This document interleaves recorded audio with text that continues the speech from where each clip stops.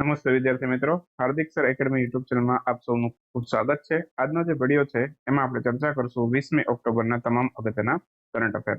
તો શરૂ કરીએ આજનો વિડીયો। સૌથી પહેલો ક્વેશ્ચન આજના વિડીયોમાં, હાલમાં જ R21 મેટ્રિક્સ મેલેરિયા વેક્સિન છે, આનો ઉપયોગ કરવા માટે મંજૂરી આપવામાં આવી છે। આ મંજૂરી WHO એ આપી છે અને આ વેક્સિન છે એ કઈ સંસ્થાઓ દ્વારા મળીને બનાવવામાં આવી છે, ક્વેશ્ચન એવો છે। તો વેક્સિન બે સંસ્થાઓએ મળીને બનાવી છે, એક તો ઓક્સફોર્ડ યુનિવર્સિટી અને બીજું છે સિરમ ઇન્સ્ટિટ્યૂટ ઓફ ઇન્ડિયા। તો અહીંયા આપણો આન્સર ઓપ્શન સી આવશે, એ અને બી બંને।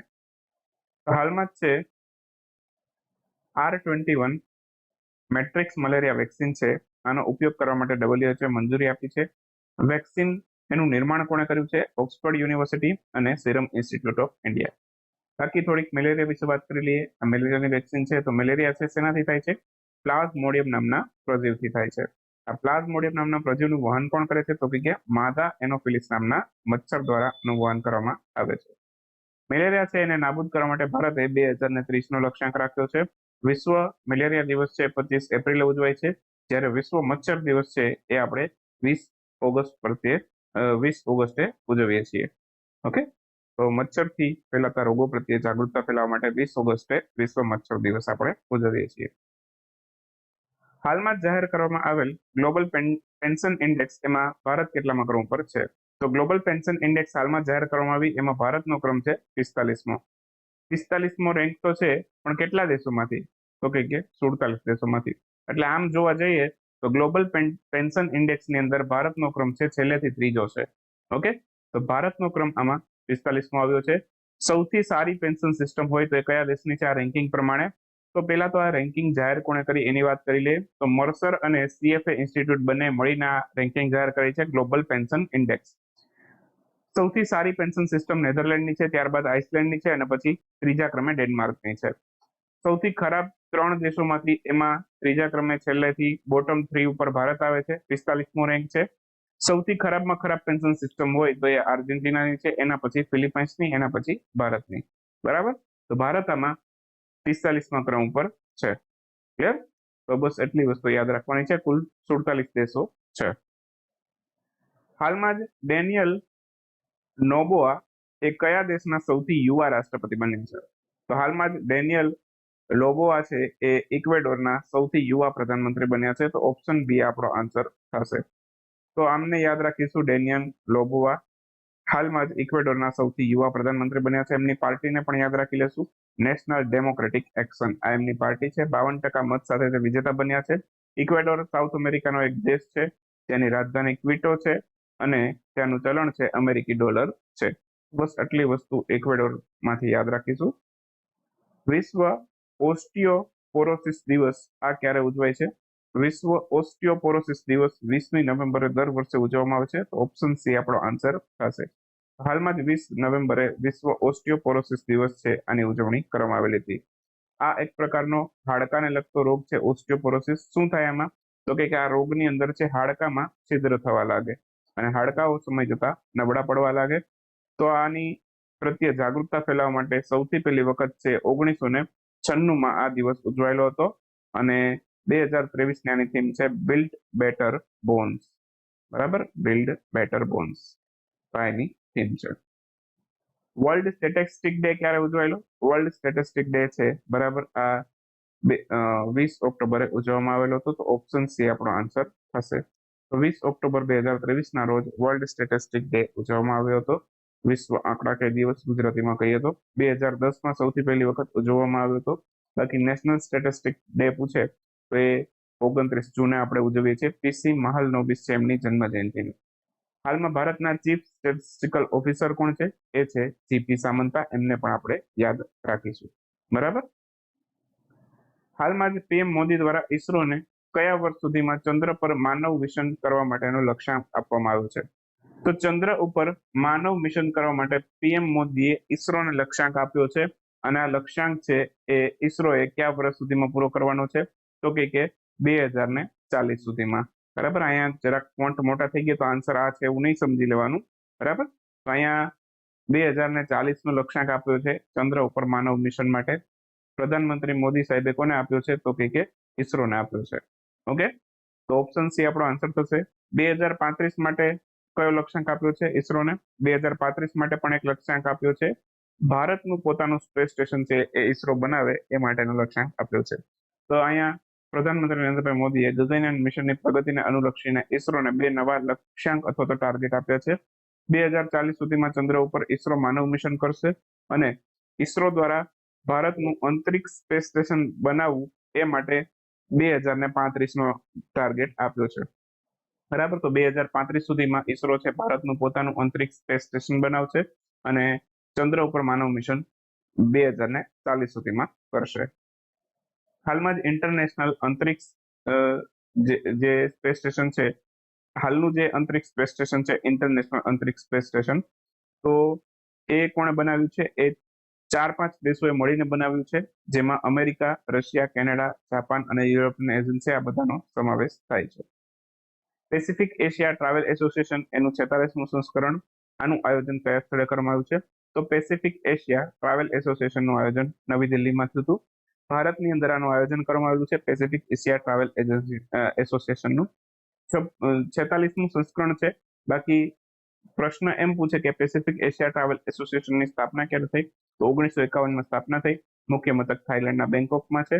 બરાબર. બાકી પર્યટનની વાત છે તો ભારતની સ્વદેશ દર્શન યોજના છે એ ભારતનું પર્યટન મંત્રાલય ચલાવે છે.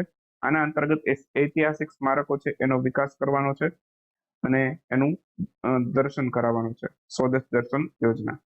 બાકી રાષ્ટ્રીય પર્યટન દિવસ આપણે 25મી જાન્યુઆરીએ ઉજવીએ છીએ. 25 જાન્યુઆરીએ રાષ્ટ્રીય મતદાતા દિવસ પણ હોય છે.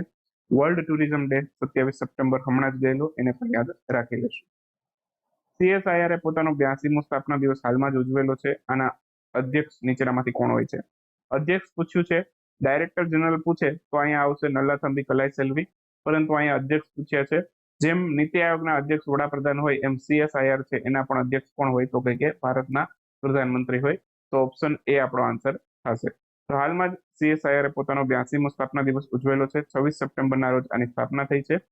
વિજ્ઞાન અને ટેકનોલોજી મંત્રાલય અંતર્ગત આની સ્થાપના કરવામાં આવી હતી અને આ વિજ્ઞાન અને ટેકનોલોજી મંત્રાલય અંતર્ગત તે કાર્ય કરે છે. CSIR કયા મંત્રાલય અંતર્ગત કાર્ય કરે છે પૂછે તો વિજ્ઞાન અને ટેકનોલોજી મંત્રાલય અંતર્ગત કાર્ય કરે છે. ભારતમાં આની ટોટલ કેટલી લેબોરેટરી છે? એક વાક્ય GPSC માં આવું આપે તો 37 લેબોરેટરી છે. 1 વીક 1 લેબ કાર્યક્રમ છે CSIR અંતર્ગત વિજ્ઞાન ટેકનોલોજી મંત્રાલય દ્વારા શરૂ કરવામાં આવ્યો હતો. અધ્યક્ષ આના પ્રધાનમંત્રી હોય. DG અત્યારે નલ્લાથંબી કલાઈ છે, સૌથી પહેલા મહિલા DG બન્યા છે અને આનું પૂછી શકે કે પૂરું નામ શું છે? તો council of scientific and industrial research એનું પૂરું નામ છે.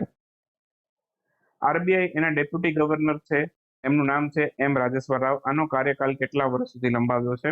તો 1 વર્ષ સુધી આનો કાર્યકાલ લંબાવ્યો છે. તો આન્સર આવશે ઓપ્શન એ, 1 વર્ષ. તો RBI માં કુલ 4 ડેપ્યુટી ગવર્નર હોય. 4 ના નામ આપેલા છે.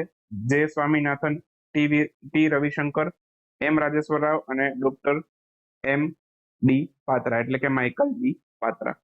તો કુલ 4 ડેપ્યુટી ગવર્નર, વધુમાં વધુ 4 ડેપ્યુટી ગવર્નર RBI માં રહી શકે. અહીંયા M રાજેશ્વર રાવનો કાર્યકાલ છે 9 ઓક્ટોબર 23 થી 1 વર્ષ માટે એને એક્સટેન્શન આપ્યું છે. બાકી RBI ની સ્થાપના 1 એપ્રિલ 1935 ના રોજ કરી હતી. RBI નું રાષ્ટ્રીયકરણ 1 જાન્યુઆરી 1949 માં થયું હતું અને આના અત્યારે ગવર્નર છે શક્તિકાંત દાસ, એમને પણ યાદ રાખીશું. 25મા નંબરના ગવર્નર છે. હાલમાં જ ભારતમાં બેસ્ટ ટુરિઝમ વિલેજ છે એમાં કયા ગામને ગોલ્ડ મેડલ આપવામાં આવ્યું છે? તો 3 ને મળ્યા છે. દ્વાર, સરમોલી અને રેઈક. તો દ્વાર જમ્મુ કાશ્મીરમાં છે, સરમોલી ઉત્તરાખંડમાં છે અને રેઈક છે મિઝોરમમાં છે. 3 ને મળેલો છે. તો ટોટલ 5 ગામ છે એને બેસ્ટ ટુરિઝમ વિલેજમાં ગોલ્ડ પુરસ્કાર મળ્યા છે. દ્વાર જમ્મુ કાશ્મીરનું, સરમોલી ઉત્તરાખંડનું, રેઈક મિઝોરમનું, કંઠાલોર છે એ કેરળનું છે, એને પણ મળ્યો છે ગોલ્ડ. માંડલા મધ્યપ્રદેશનું, એને પણ મળ્યો છે. બાકી સિલ્વર મેડલ છે એ તેલંગાણા રાજ્યને મળ્યો છે.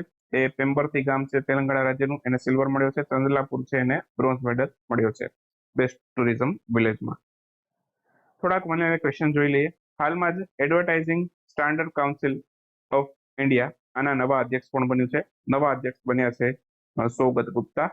1985માં એડવર્ટાઇઝિંગ સ્ટાન્ડર્ડ કાઉન્સિલ છે કાઉન્સિલ ઓફ ઇન્ડિયાની સ્થાપના થઈ હતી. દિવ્યાંગ વ્યક્તિઓ માટે ભારતનું સૌથી પહેલું ઉચ્ચ ટેકનિકલ ખેલ પ્રશિક્ષણ કેન્દ્ર કયા સ્થળેથી એનું ઉદ્ઘાટન પ્રધાનમંત્રી નરેન્દ્ર મોદીએ કર્યું છે? તો હાલમાં જ મધ્યપ્રદેશના ગ્વાલિયર ખાતે ત્યાંનું ઉદ્ઘાટન કરવામાં આવેલું છે. હાલમાં જ Talabira super critical thermal power plant ચર્ચામાં રહ્યો હતો. તો આ કયા રાજ્યની અંદર આવેલો છે? આ ઓડિશા રાજ્યની અંદર આવેલો છે.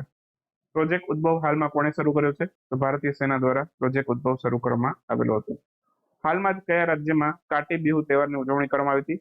આસામ રાજ્યની અંદર બિહુ તહેવારનું નામ આવે એટલે આસામ યાદ રાખી લેવાનું. વર્ષમાં કુલ 3 વખત છે આસામ રાજ્યમાં બિહુ તહેવાર ઉજવાય છે. હાલમાં જ ભારતનું શિક્ષા મંત્રાલય અને અખિલ ભારતીય ટેકનિકલ શિક્ષા પરિષદ આમના દ્વારા મળીને વિદ્યાર્થીઓના કૌશલ વિકાસ માટે કોની સાથે કરાર કર્યા છે? તો માઇક્રોસોફ્ટ સાથે આ બંને મળીને કરાર કર્યા છે. આન્સર આવશે માઇક્રોસોફ્ટ. હાલમાં જ કયા રાજ્યની સરકાર દ્વારા શાળાઓમાં બાળકોને ઓનલાઈન શિક્ષા આપવા માટે છે જે ગુરુજી એપ્લિકેશન છે શરૂ કરવામાં આવી છે? તો જે ગુરુજી એપ્લિકેશન શરૂ કરી છે, બરાબર, એ રાજ્યનું નામ છે ઝારખંડ. ઝારખંડ રાજ્યની સરકારે શાળાની અંદર જે બાળકો છે એને ઓનલાઈન શિક્ષણ આપવા માટે જે ગુરુજી એપ્લિકેશન શરૂ કરી. ભારતનું વન, પર્યાવરણ અને જળવાયુ પરિવર્તન મંત્રાલય છે, એમણે કોની સાથે મળીને ટ્રાવેલ ફોર લાઈફની શરૂઆત કરી છે? તો વન, પર્યાવરણ અને જળવાયુ પરિવર્તન મંત્રાલય તેમજ ભારતનું પર્યટન મંત્રાલય બંને મળી અને UNWTO અને UNEP સાથે મળીને આ ટ્રાવેલ ફોર લાઈફની શરૂઆત કરી છે. લાઈફનું પૂરું નામ પૂછી શકે, લાઈફ ફોર એન્વાયરમેન્ટ.